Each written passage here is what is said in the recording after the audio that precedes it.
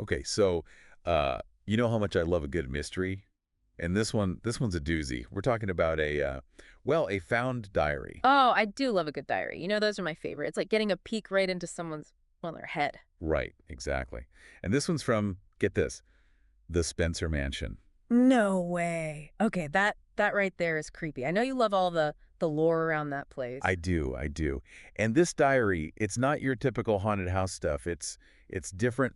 It's more, I don't know how to put it. They're personal. Yeah, yeah, personal, but also like imagine your workplace going from 0 to 100 real quick. Yeah. That's the vibe I'm getting. Okay, I'm intrigued. So walk me through it. What's the deal with this diary? Who wrote it? So the writer, total mystery, no name, no real background info, just their day-to-day experiences at the mansion. Yeah. And it starts out, well, normal, like Oh. almost boring. It's the first few entries, May 9th to 12th, and they're talking about like poker night with coworkers. Poker night sounds almost pleasant. Not exactly the stuff of nightmares. Right.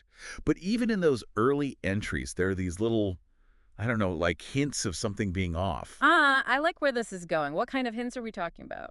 Well, the writer mentions an accident that happened in the mansion's lab. No details, just hushed whispers and a general feeling that something bad went down. Classic horror trope right there.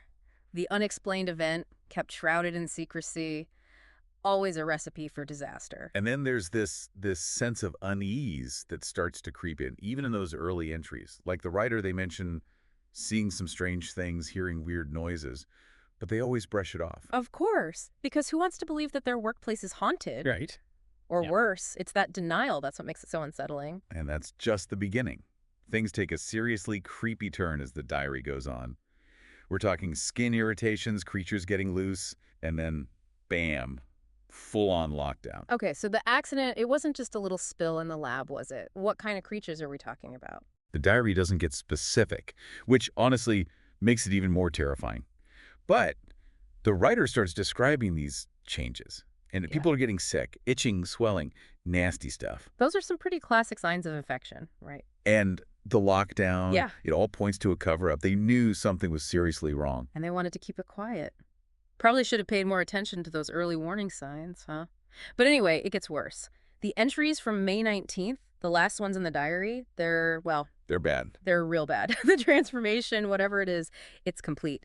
And let's just say tasty is not the word I would use to describe it. Hold on. Tasty. What's tasty? That's the really messed up part. Throughout the diary, the writer keeps using that word tasty. At first, it's just random, like maybe they're talking about a sandwich or something. But then, as things get worse, it takes on this whole other meaning. Like it becomes this dot obsessive thing, this craving. Okay, yeah, that's more than a little disturbing. It suggests a complete rewiring of the infected person's mind. Like whatever got out, it didn't just change their bodies, it changed who they were, what they desired. Exactly. It went from being a person to something else, Yeah. something predatory.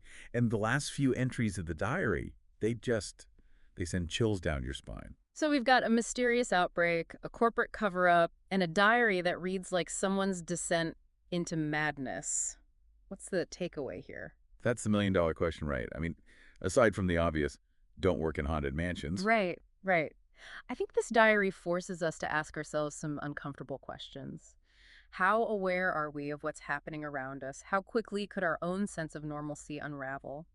And perhaps most importantly, if we were in the writer's shoes, what choices would we make? Easy to say you'd be the hero, right?